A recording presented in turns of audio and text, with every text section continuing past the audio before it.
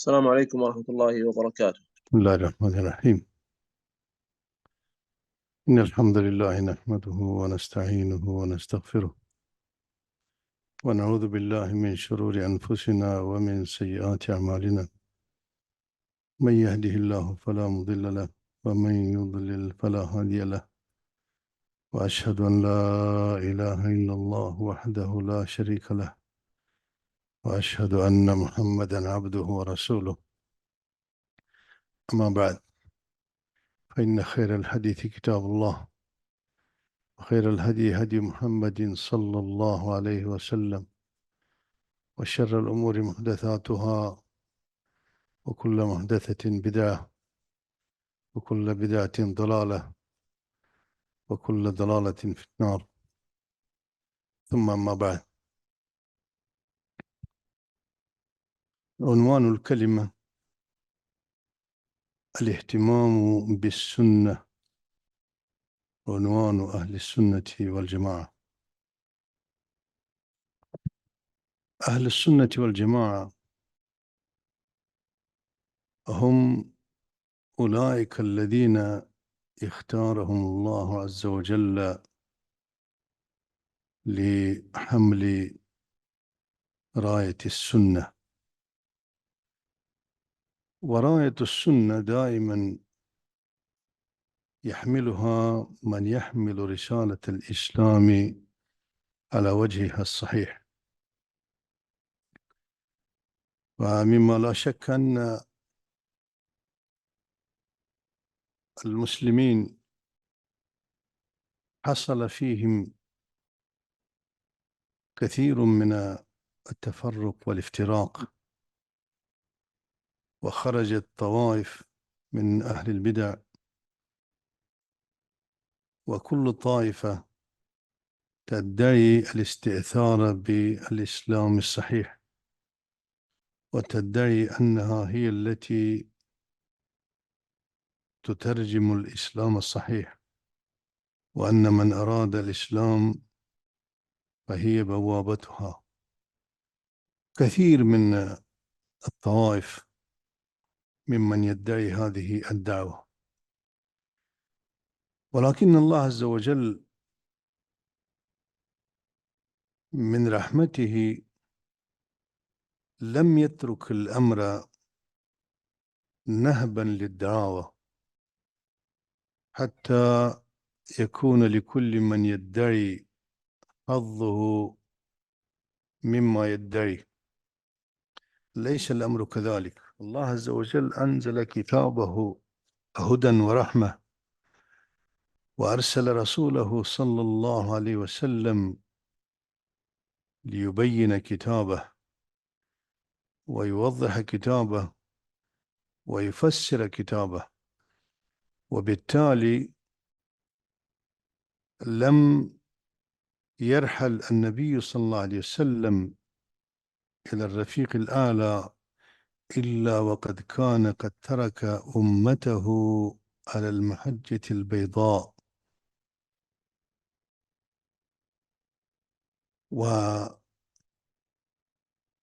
والمحجة التي تركها النبي صلى الله عليه وسلم عبارة عن الوحي، عبارة عن الكتاب والسنة، عن كتاب الله عز وجل وسنة النبي صلى الله عليه وسلم. تركتكم على المحجة البيضاء ليلها كنهارها، من وضوحها ليلها كنهارها. وكل من يدعي أنه يمثل الإسلام الصحيح فلا بد أن يقدم من دين الله عز وجل ومن كتابه ومن سنته ما يصدق دعوة، وإلا لا يمكن أن يصدق دعوة، أن تصدق دعوة. وبالتالي كل من يدعي أنه يمثل الدين الصحيح والسنة ويمثل السنة ويدعي أنه من أهل السنة والجماعة، يحصر هذا اللقب في نفسه أو يشرك نفسه مع أهل السنة في هذا اللقب، فما عليه إلا أن يصدق دعواه بالأدلة التي تدل على واقعه،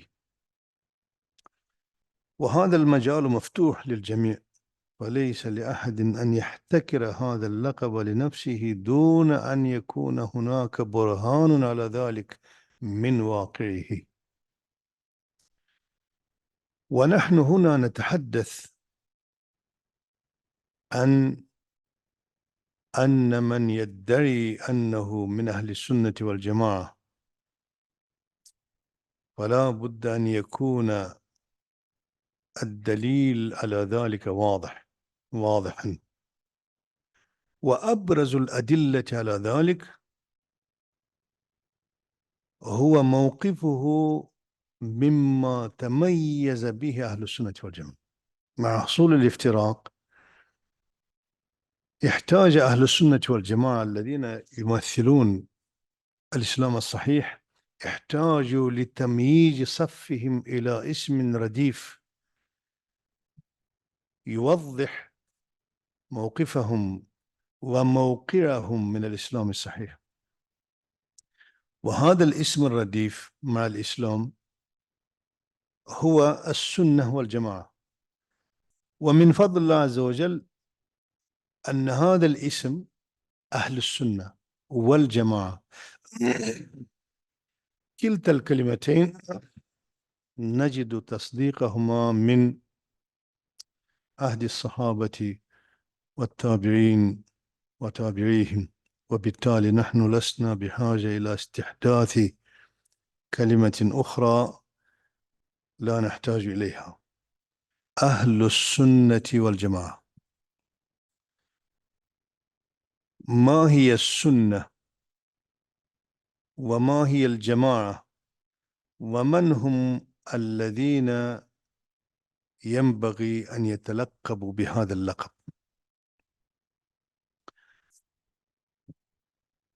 أولا كلمة أهل،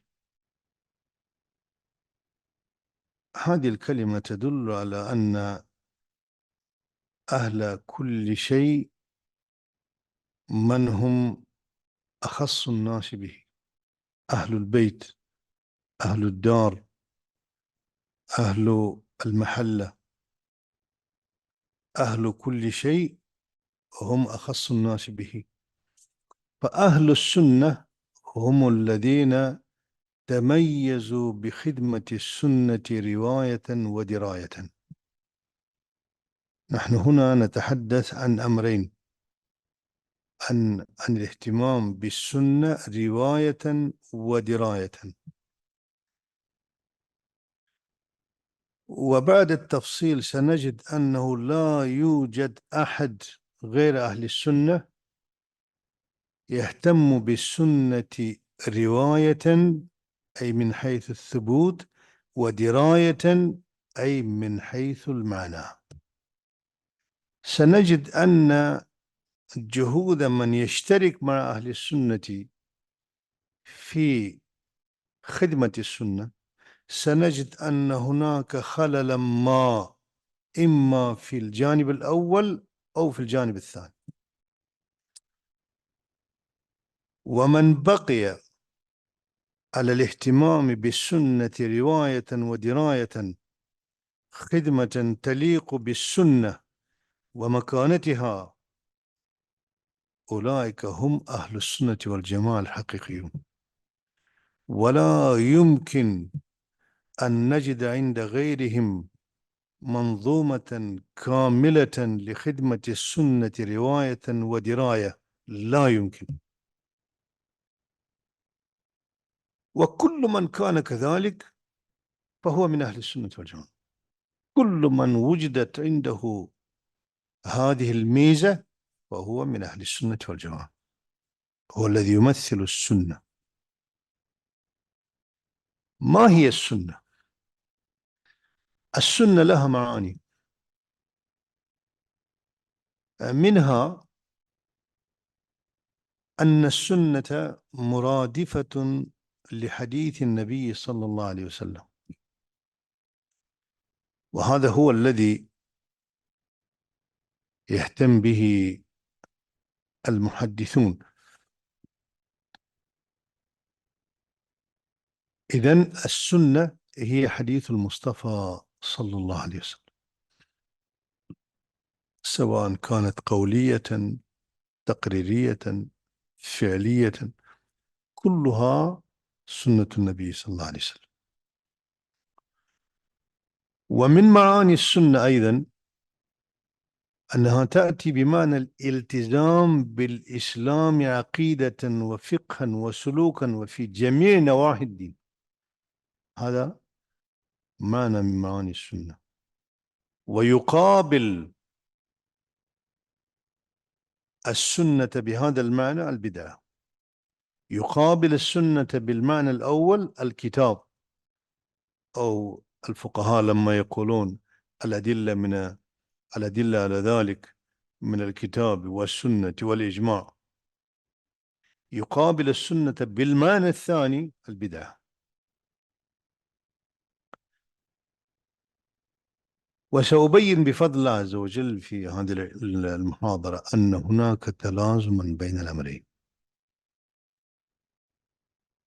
فالالتزام بالسنة مقابل البدعة ملزوم الاهتمام بالسنة بمعنى الحديث. أينما وجدت الاهتمام بالسنة وتطبيق السنة والابتعاد عن البدعة، فهو ملزوم الاهتمام بالسنة بمعنى الحديث. وبالتالي المحدثون رحمهم الله هم خير من يمثل هذه المنظومة. من اهتم بحديث النبي صلى الله عليه وسلم وبمكانتها وبمنزلتها وأنزلها المنزلة التي هي لها، فأولئك هم المحدثون. وبالتالي ليس لهم أي قاعدة أو ضابط أو أي شيء وضعوها للتخلص من شيء من السنة أبدا. لاحظوا الاهتمام بالسنة رواية والاهتمام بالسنة تطبيقا متلازمان. ولذلك إذا أردت أن تبحث عن الحق، وإذا أردت أن تبحث عمن يمثل الإسلام الصحيح وعمن هو عمدة من يبحث عن الحق، فهم المحدثون. المحدثون هم في الميدان، ومن يمشي على منهجهم ومن يسير على منهجهم وعلى هداهم يصح أن نطلق عليهم كلهم أنهم أهل الحديث. أهل الحديث أي أخص الناس بالحديث رواية ودراية. وأهل الحديث سيأتي تفسيره من كلام شيخ الإسلام ابن تيمية رحمه الله. هذا اللقب يشمل من يهتم بالحديث رواية، ومن يهتم بالحديث دراية، ومن يهتم بالحديث دفاعا عنه، ومن يهتم بالسنة دفاعا عنها. كل هؤلاء أهل الحديث وهم أهل السنة. إذن لا يمكن أن تحصل الاستقامة على السنة إلا بالالتزام بالحديث. من كان له موقف من الحديث كليا أو جزئيا لا يمكن أن يستقيم على السنة. من كان مستقيما على السنة بكاملها فهذا يدل على أنه من أهل الحديث. إذن هناك تلازم بين الأمرين، تلازم بين السنة بمعنى الحديث، وتلازم بين السنة بمعنى الالتزام بالسنة مقابل البدعة. كيف يكون الاهتمام بالسنة؟ نحن نريد أن نبين أن من اهتم بالسنة ومن يهتم بالسنة لهم جبهة معروفة، بحيث إذا أردنا أن نقول للناس ترى من يمثل هذا الجانب هم أولئك، نريد أن نمثل، نريد أن نبين، حتى يكون من يطلب الحق في هذا الباب على دراية. نقول أولئك هم الذين، وهذه كتبهم، وأسأل الله عز وجل أن يكون هذا الكتاب الذي كان سببا في أن يكون سلسلة في هذه الجهود المباركة، جامع السنة الصحيح من 37 كتابا من كتب الحديث للشيخ عبد العزيز ابن عبد الرحمن المقيم. نحن نريد أن نقول أن المحدثين هذه جبهتهم، وهذا ميدانهم، وهذه جهودهم، وهذا منهجهم الذي لا يجوز أن نحيد عنه. كيف يكون الاهتمام بالسنة؟ ومن هم أولئك الذين طبقوا الاهتمام بالسنة؟ ذكرنا أن الاهتمام بالسنة يكون رواية ودراية، وذكرنا أيضا أنه لا يمكن أن يكون شخص يهتم بالسنة رواية ودراية حسب الأصول التي وضعها أهل السنة، لا يمكن إلا أن يكون من أهل السنة.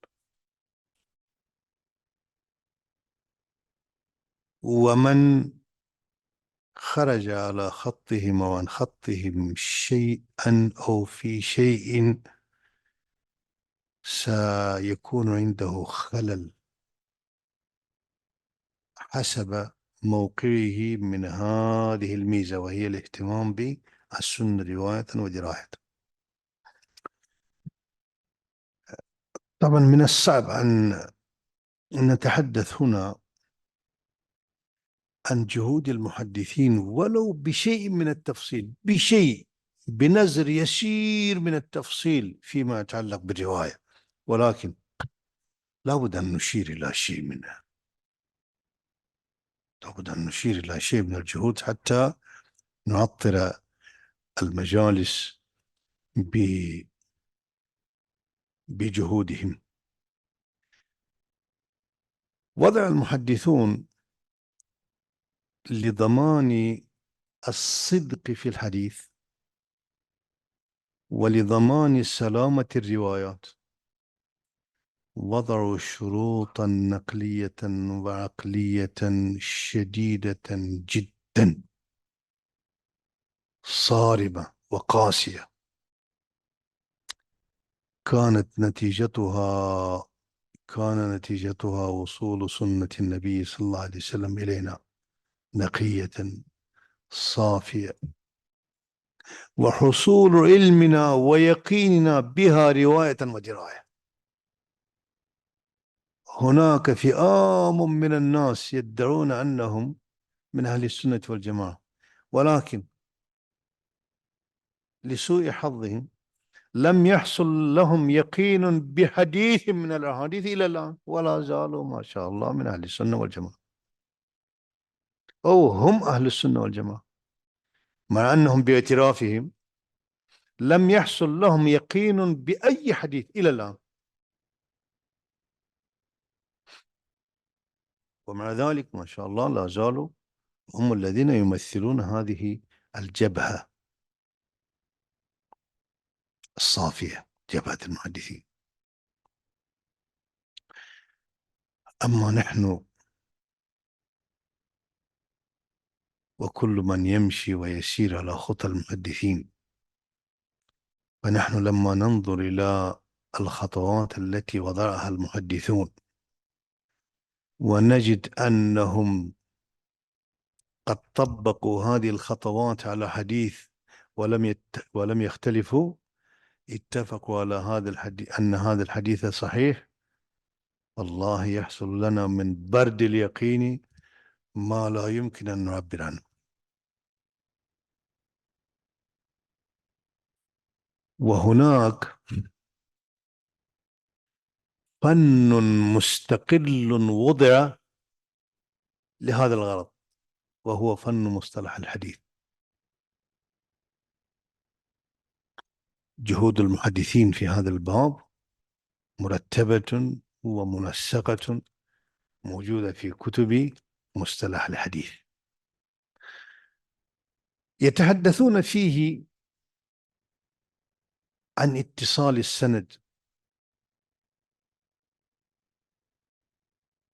واتصال السند عبارة عن التأكد من أن السلسلة من النبي صلى الله عليه وسلم إلينا قد اتصلت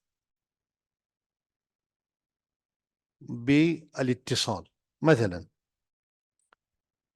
الطبقة التي هي في أعلى الطبقات لا بد أن تكون من طبقة الصحابة، الطبقة التي بعدها لا بد أن تكون من طبقة التابعين، والتي بعدها أتباع التابعين، وهكذا. لو كان شخص من طبقة أتباع التابعين ويدعي أنه سمع النبي صلى الله عليه وسلم، كلهم يصيحون عليه ويقولون إيش؟ وليس مثل بعض الناس قال أبو عبد الله وانتهينا. لا، لا بد أن تكون السلسلة. نعم. هل هذا يكفي؟ لا يكفي. ينظرون بعد ذلك في درجة اتصال حلقات السند، درجة اتصال حلقات السند، حتى يتأكدوا من عدم كون أحد منهم مجهولا، وحتى يتأكدوا أنهم كلهم فيهم الصدق. ليس هذا فقط، وحتى يتأكدوا أيضا أنهم كلهم من أهل الحفظ والضبط.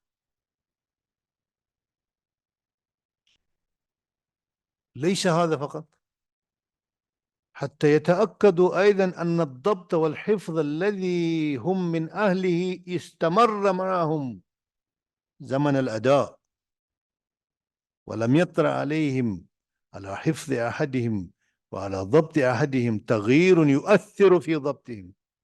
وهناك كتب مستقلة في هذا، كتب المختلطين. ليس هذا فقط، ولا بد أن يتأكدوا أيضا من عدم كونهم مدلسين بأقسام التدليس، تدليس التسوية، تدليس الشيوخ، القطع. ليس هذا فقط، ثم التأكد من سلامة الرواية من العلل الخفية. العلل الخفية، وما أدراك ما العلل الخفية؟ علة خفية خفيت على الإمام مسلم، واعتبر أن حديثا ما، نسيت الحديث، اعتبر أنه حديث صحيح وعرضه على شيخه الإمام البخاري، فبين له أن الحديث فيه علة ما، وبين له الحديث العلة، فقبل رجليه وقال: لا يبغضك إلا حاسد، وأنك طبيب الحديث وأهله. وما أدراك ما العلل الخفية؟ ينظرون فيها، لاحظوا، إلى ملابسات التلقي وملابسات الأخذ وظروف ذلك. فلان التقى بفلان وأخذ منهم، ما هي تلك الظروف التي التقى فيها به؟ هل فيها ما يمكن أن يؤثر في سلامة الأخذ؟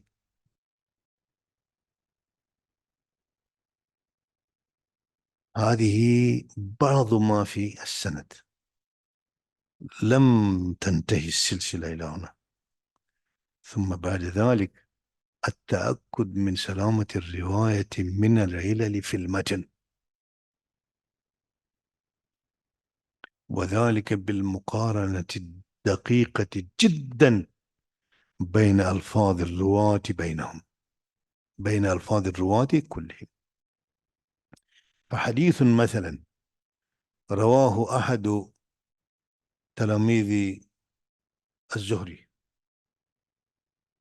وفيه جمل، هذه الجمل لا بد أن تورد على أحاديث تلاميذ الزهري الآخرين. كيف تورد؟ أولا ليسوا كلهم على درجة واحدة. تلاميذ الزهري ذكروا أنهم على 5 طبقات، على 5. حتى إذا وجدنا أن من في الطبقة الأولى، من في الطبقة الثانية يخالفون من في الطبقة الأولى، هنا يكون الاسم، إلا إذا كانت هناك ظروف أخرى ترجح من في الطبقة الثانية. طيب 5 طبقات، ليس هذا فقط. الذين في الطبقة الأولى إذا تعارضت أخبارهم، في الطبقة الأولى الإمام مالك، في الطبقة الأولى سفيان بن عيينة، في الطبقة الأولى عقيل بن خالد، في الطبقة الأولى كثير في الطبقة الأولى.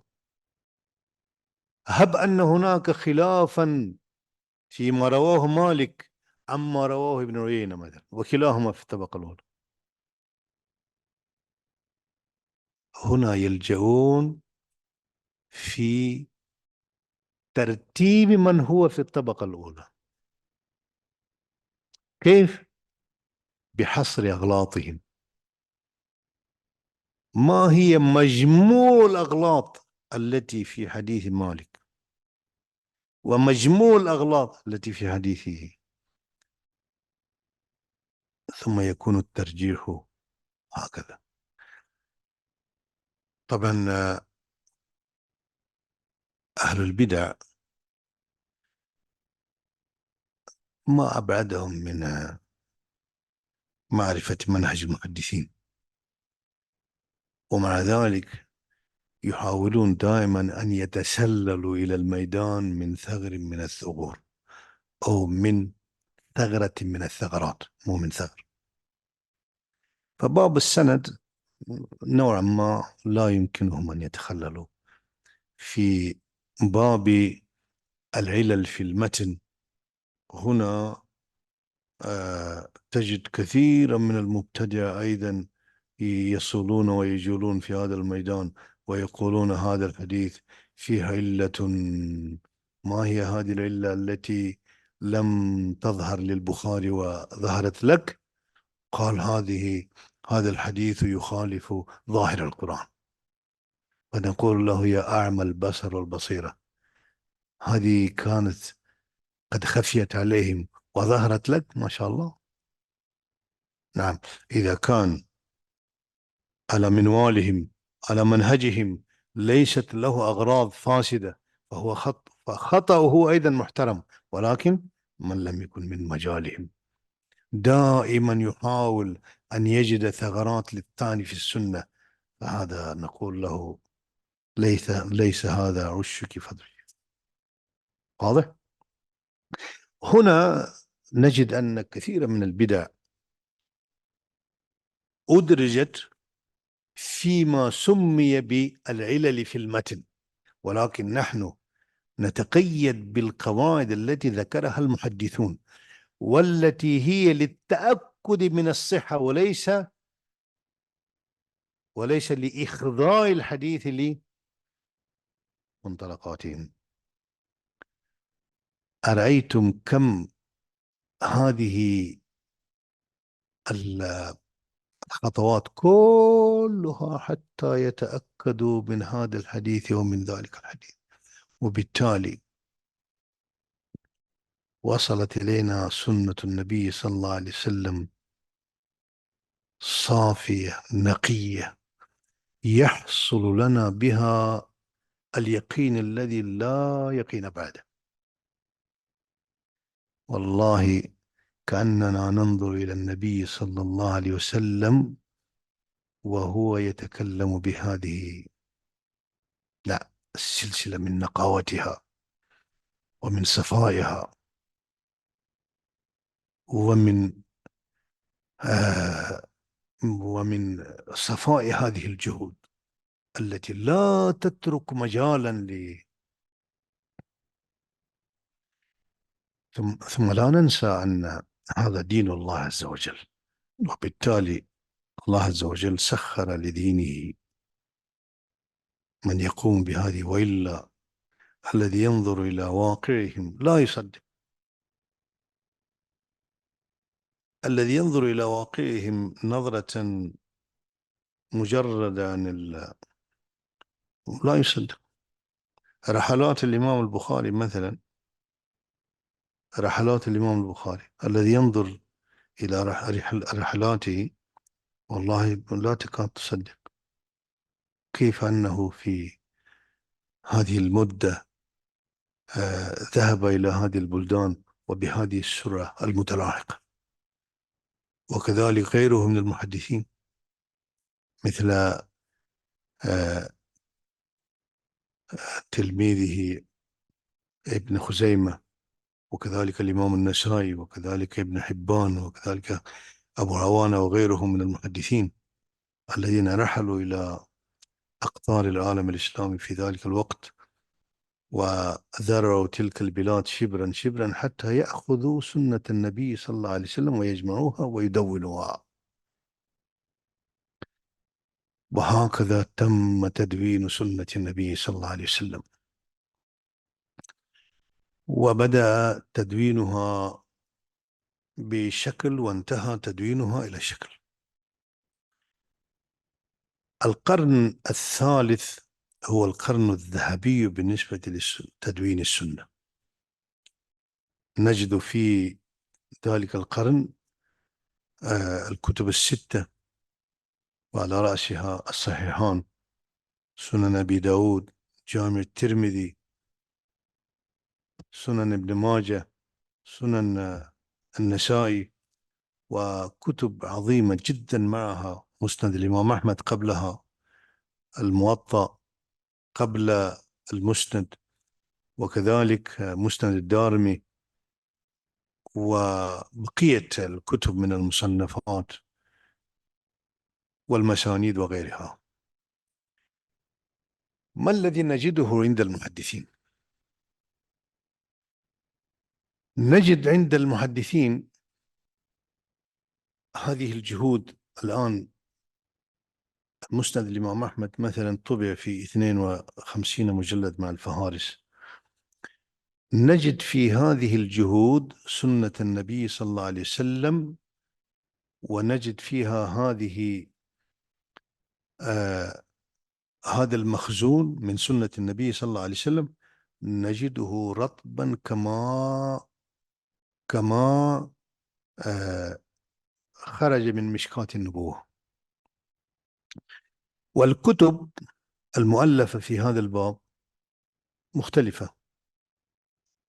مختلفة في الترتيب ومختلفة في كذا. وأعظم الكتب التي نحتاج إليها هي تلك الكتب التي اشترطت الصحة فيما تجمع، وعلى رأسها صحيحان: صحيح الإمام البخاري وصحيح الإمام مسلم. وأحاديث الصحيحين هي قطرية، هي قد جاوزت القنطرة. ونجد أن الإمام البخاري مثلا قد طبق في كتابه منهج المحدثين عموما رواية ودراية. أما رواية فما يحتاج أقول ما الذي فعله، ما هي الشروط العنيفة التي اشترطها على نفسه حتى أخرج هذا الكتاب. أما دراية، فالإمام البخاري بدأ كتابه بكتاب بدء الوحي، وبين بذلك أن الأصل في دين الله عز وجل هو الوحي.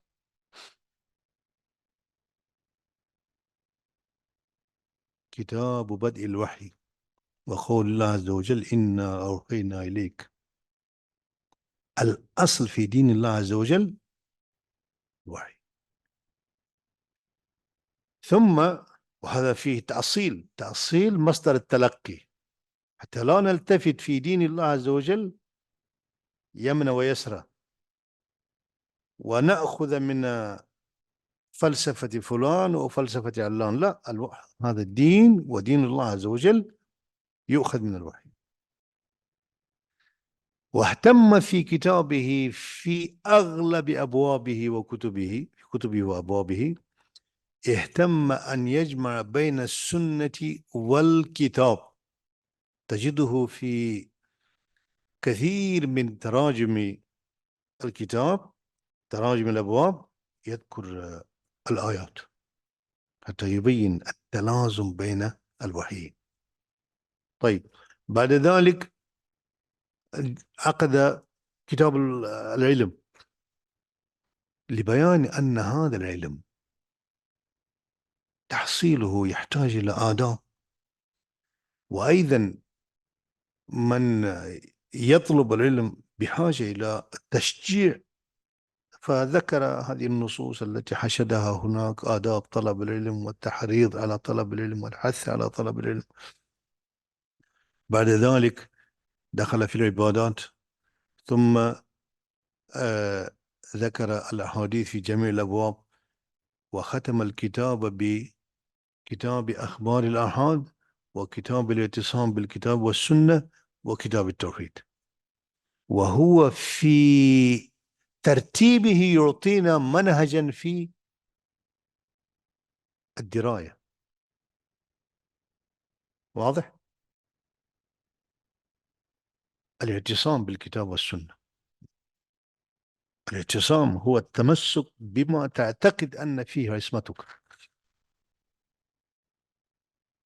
أيضا كتاب أخبار الآحاد يشير إلى تلك الفتنة التي عمت وطمت ولا زالت تلقي بظلالها السوداء على هذه الأمة، وهي القول بأن أخبار الآحاد لا تفيد اليقين. وهذه من الفتن المضلة التي استغلها كثير من أهل البدع. إذن سنة النبي صلى الله عليه وسلم إذا ثبتت فهي كالقرآن من حيث الاستدلال. واضح؟ ختم كتابه بكتاب التوحيد الذي أصل فيه لهذا الباب العظيم، ورد فيه على الفرق التي نبغت في ذلك الوقت ولا زال لها أبناؤها إلى ذلك الوقت للأسف.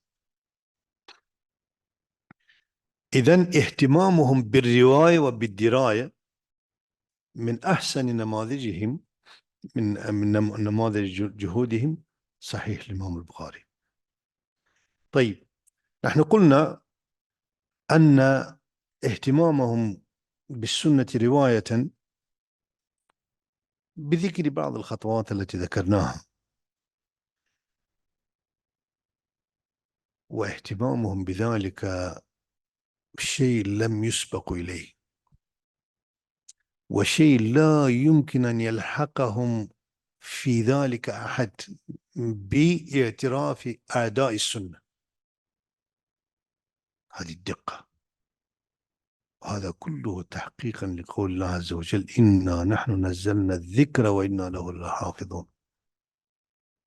القرآن هو الذكر، والسنة هي بيان لهذا الذكر، وإنا له لحافظون. اهتمامهم بالسنة دراية،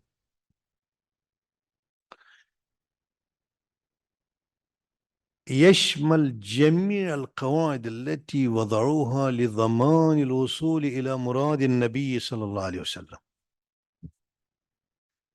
إلى مراد من؟ إلى مراد من؟ إلى مراد النبي صلى الله عليه وسلم، وليس إلى مراد فلان وعلان.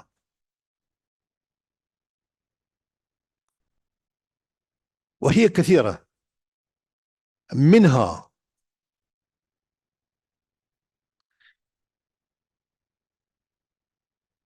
التقيد بفهم السلف الصالح عموما، وبفهم أهل الحديث والمحدثين خصوصا، واطراح كل من يتعارض فهمه مع فهمهم ومنهجه مع منهجهم. لماذا؟ لأن أكثر الناس اهتماما بمعرفة مراد الله تعالى ومراد رسوله صلى الله عليه وسلم وحرصا على ذلك هم أهل الحديث، وهم أهل السنة والجماعة، ثم الأقرب فالأقرب. ذلك لأنهم يؤمنون بأن دينهم مبني وموقوف على الكتاب والسنة، كما أن أبعد الناس عن ذلك أبعد الناس عن النصوص. يقول شيخ الإسلام في هذا الكتاب الانتصار لأهل الأثر، يقول: وبكل حال فهم أعلم الأمة بحديث الرسول صلى الله عليه وسلم وسيرته ومقاصده وأحواله. يقول: ونحن لا نعني بأهل الحديث المقتصرين على سماعه أو كتابته أو روايته، بل نعني بهم كل من كان أحق بحفظه ومعرفته وفهمه ظاهرا وباطنا واتباعه باطنا وظاهرا، وكذلك أهل القرآن. وأدنى خصلة في هؤلاء محبة القرآن والحديث والبحث عنهما وعن معانيهما والعمل بما علموه من موجبهما. ففقهاء الحديث أخبر بالرسول صلى الله عليه وسلم من فقهاء غيرهم، وصوفيتهم أتبع للرسول من صوفية غيرهم، وأمراؤهم أحق بالسياسة النبوية من غيرهم، وعامتهم أحق بموالاة الرسول من غيرهم. ومن المعلوم أن المعظمين للفلسفة والكلام المعتقدين لمضمونهما هم أبعد عن معرفة الحديث وأبعد عن اتباعه من هؤلاء. هذا أمر محسوس، بل إذا كشفت أحوالهم وجدتهم من أجهل الناس بأقوال من؟ المهتمين بالفلسفة، لأن هذا ليس مجاله، الحديث ليس مجاله. فتجدهم من أجهل الناس بأقواله صلى الله عليه وسلم وأحواله وبواطن أموره وظواهرها. ومع ذلك للأسف تجد أنهم هم الذين يضعون القواعد التي بها نعرف صحيح الحديث من أبدا، ويقولون لا يحصل لنا اليقين. طيب أنتم لا يحصل لكم اليقين ولن يحصل لكم اليقين أبدا، ولكن هل تتحكمون أيضا في أحوالنا؟ يعني ما حصل لي اليقين، لم يحصل لي اليقين ولا ينبغي أن يحصل لك؟ لا أبدا.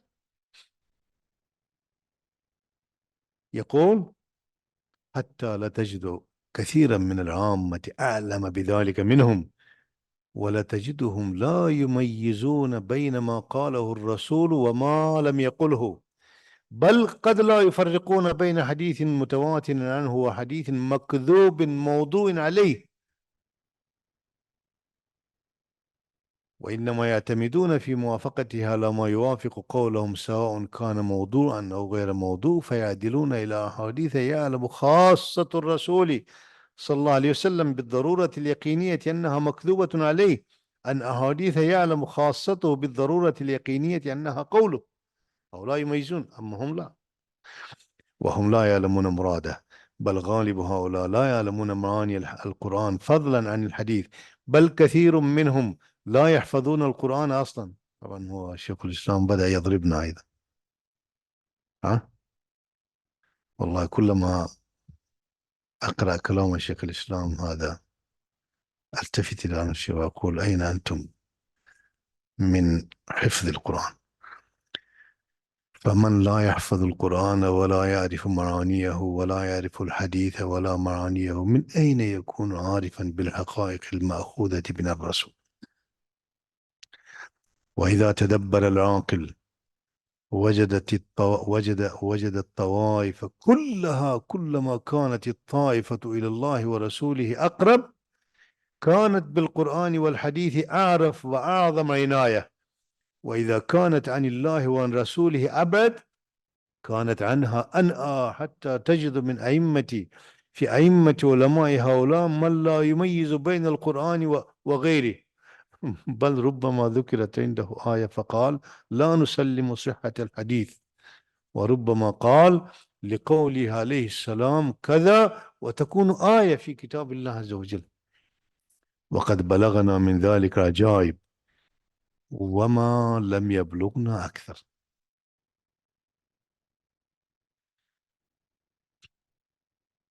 يبدو أن الوقت قد يداهمنا قبل أن، ولذلك لا بد أن أشير إلى من يناوئ المحدثين. أقول بما أن المحدثين هم أقرب الناس إلى فهم السنة، فقد قامت حملات شعواء قديما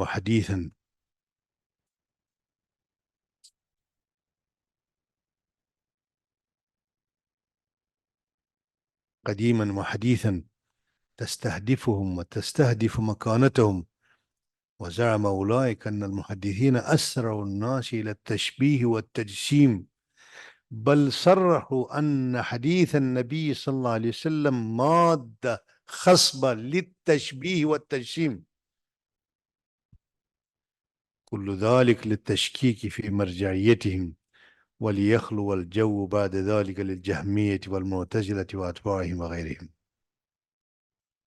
وممن تزعم هذه النظرة المشؤومة وأكثر من الكتابة فيها في هذا العصر الكوثري، حيث تطاول على المحدثين في عدد من كتبه، وزعم أن المحدثين ليس لهم عقيدة جامعة. سبحان الله، هذا لما يقوله الكوثري أستغرب الله، وأقول لله في خلقه شؤون. العقيدة التي بينها الإمام البخاري أين أنت منها؟ والتي بينها الترمذي، والتي بينها أبو داود، وعقد كتابا مستقلا كتاب السنة في سننه. ابن ماجه قدم بمقدمة طويلة كلها في العقيدة. الإمام الدارمي في مقدمته، أين أنت منها؟ سبحان الله، سبحان الله. وذكر أن المحدثين قد تسربت إليهم مقالة التجسيم والتشبيه، وأن منهم من كان قريبا من الوثنية كالإمام عثمان بن سعيد الدارمي، وأوسع كثيرا منهم سبا وشتما، وأقذر في حقهم بما هو معروف عنه. وأنا لم أكن بحاجة إلى ذكر اسمه، ولكنني ذكرته لأنه قد قلده كثير ممن هو على شاكلته في العقيدة، وذكروا أن المستقيمين من أئمة الحديث كانوا منزهة، يعني كانوا جهميين، بأن اختاروا مذهب التفويض أو التأويل، وعلى رأسهم الإمامان قالوا هكذا مالك وأحمد، بينما كان أكثرهم ممن يثبت بعض الأخبار الواهية المنكرة، وأنهم كانوا مصدرا من مصادر التشبيه والتجسيم. هناك كتاب عنوانه التجسيم في الفكر الإسلامي، عنوان فيه بعنوان طويل وعريض: التجسيم في فكر المنتسبين إلى أهل الحديث. مادته ومادة أكثر من كتب في هذا المجال كتابات الكوثري. وذكر أحدهم أن كثيرا من الإسرائيليات قد تسللت إلى الحديث عن طريق بعض المحدثين من الحشوية، مما تسبب على زعمهم في ظهور المجسمة والمشبهة والحشوية. طيب، هب أن هؤلاء كانوا في صفوف المحدثين، هب أن هؤلاء كانوا. طيب، من الذي سيدافع عن السنة والتنزيه عنده؟ يقول: ولكن بعض المتكلمين وخاصة المعتزلة وقف يذود عن الإسلام ويؤكد التنزيه. واضح؟ كتاب اسمه في علم الكلام المعتزلة.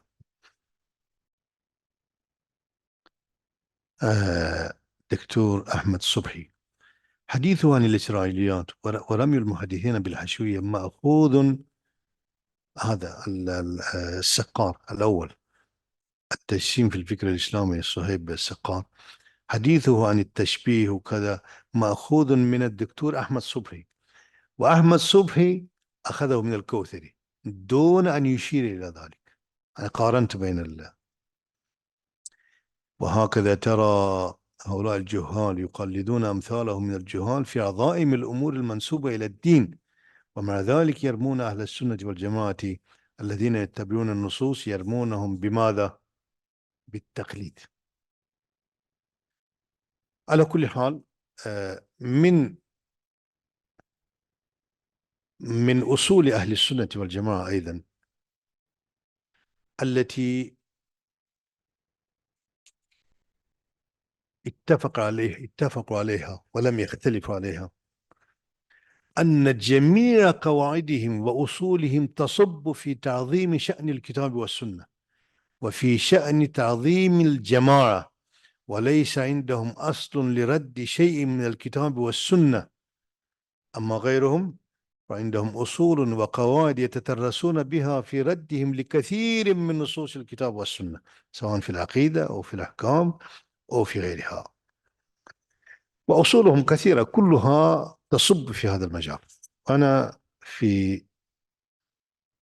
يبدو أني استرسلت أكثر في نهاية حديثي، أشير إلى هذا الكتاب المبارك الذي هو جامع السنة. وأنا حقيقة أشجع مثل هذه الجهود المباركة التي فيها حث للطلاب والطالبات على قراءة سنة النبي صلى الله عليه وسلم. والله هذا هو الحصن الأول والأخير للإسلام لمن أراده. كل من أراد الإسلام الصحيح فليتحصن بسنة النبي صلى الله عليه وسلم، وهذا التحصن لا يكون إلا بالاهتمام بها رواية ودراية. وتأتي مثل هذه الكتب المباركة التي انتقت الأحاديث الصحيحة وجمعتها من كتب كثيرة، تأتي هذه الجهود في هذه السلسلة المباركة لتضيف إلى الجهود المباركة التي بذلت في هذا المجال، وهي كثيرة. كنت أريد أن أشير إليها ولكن يبدو أن الوقت قد داهمنا. هذا الكتاب جامع السنة الصحيح من 37 كتابا من كتب الحديث. يقول الشيخ عبد العزيز بن عبد الرحمن المقهم، وهو الذي جمع هذا الكتاب، يقول: كتاب يحوي جميع ما في البخاري ومسلم وما صح خارجهما دون تكرار، مذيلا بشرح الغريب وتعليقات لكبار أئمة المسلمين. تحدث نسأل الله أن يحفظه، تحدث عن كتابه وعن الرموز التي استخدمها في كتابه، وذكر أن مجموع الأحاديث في هذا الجامع 3978 حديثا، فيها جميع أحاديث الصحيحين دون تكرار مع ما صح خارجهما وهو قليل. وهذه الأحاديث يقول خلصت من 9523 حديثا في جامع الأصول لابن الأثير، وكذلك ومن 8310 من أحاديث صحيح الجامع الصغير للشيخ الألباني. وذكر هذه الكتب كلها ورموزها وذكر أيضا الجهود التي استفاد منها واستخلصها في هذا الكتاب، وأرجو أن تقرأ مقدمته قبل أن يبدأ في قراءة كتابه. وأسأل الله عز وجل لمن رتب هذا اللقاء، أسأل الله عز وجل أن يوفقهم إلى كل خير، وأن يزيدهم تسديدا وتوفيقا. وأسأل الله عز وجل لكل من اشترك في هذا البرنامج المبارك، أسأل الله عز وجل بأسمائه الحسنى وصفاته العلى أن يسعدهم في الدارين، وأن يجعل لهم من سنة النبي صلى الله عليه وسلم ما ينير سبيلهم وطريقهم إلى جنات رب العالمين. وصلى الله وسلم على نبينا محمد وعلى آله وصحبه أجمعين. السلام عليكم ورحمة الله وبركاته. نحب أن ننبه بعد نهاية اللقاء على بعض التنبيهات المهمة في هذا البرنامج. ضرورة دخول جميع المشاركين على مجموعة الواتساب، والرقم موجود في الإعلان، الرقم الصغير موجود في الإعلان. يجب على الجميع الدخول والتسجيل في هذه المجموعة، وإرسال يعني طلب لمن لم يسجل الآن. بالنسبة للأرقام لن تكون ظاهرة لأنه مجتمع، فستكون أرقام مخفية لا يراها إلا الإدارة فقط. بالنسبة للتنبيه الثاني، البرنامج يبدأ غدا إن شاء الله، وهي قراءة فردية، فمطلوب من كل واحد يعني أن يقرأ 5 صفحات، يعني 10 أوجه، ومن أحب الزيادة فله ذلك، لكن هذا في على أقل شيء، أقل تقدير. في كل خميس سيتم إرسال استبانة لتأكيد الانتهاء من القراءة من الورد، ومن تأخر فله أن يكمل تأخير أو تفريط يوم الجمعة والسبت. فهذه الطريقة أن في كل خميس سيتم إرسال الاستبانة لتعبئتها. التنبيه الثالث، طبعا في الساعة 9 يتم إرسال الاستبانة يوم الخميس، ويغلق رابط هذه الاستبانة الساعة 9 من يوم السبت. يتم إرسال الاستبانة يوم الخميس الساعة 9 مساء، ويتم إغلاق هذا الرابط للاستبانة في يوم السبت في 9 مساء على توقيت مكة. التنبيه الثالث، بالنسبة للنسخ سيتم إرسال نسخة PDF. طبعا النسخ انتهت وغير متوفرة الآن، وسيتم إرسال نسخة PDF في الواتساب، ممكن الاستفادة منها، وممكن بعد شهر أو أقل من ذلك أو أكثر ستتوفر النسخ، وسيتم توزيعها على من استمر في البرنامج وكان مواظبا على القراءة. سيتم إخباركم بذلك لاحقا إن شاء الله. في رسالة موجودة حاليا في الشات، لمن لم ينضم إلى المجموعة يستطيع أخذ الرابط والانضمام. وأي استفسار يتم مراسلة الرقم المذكور في الإعلانات. أي استفسار يتم مراسلة الرقم المذكور في الإعلان اللي يبدأ ب 911.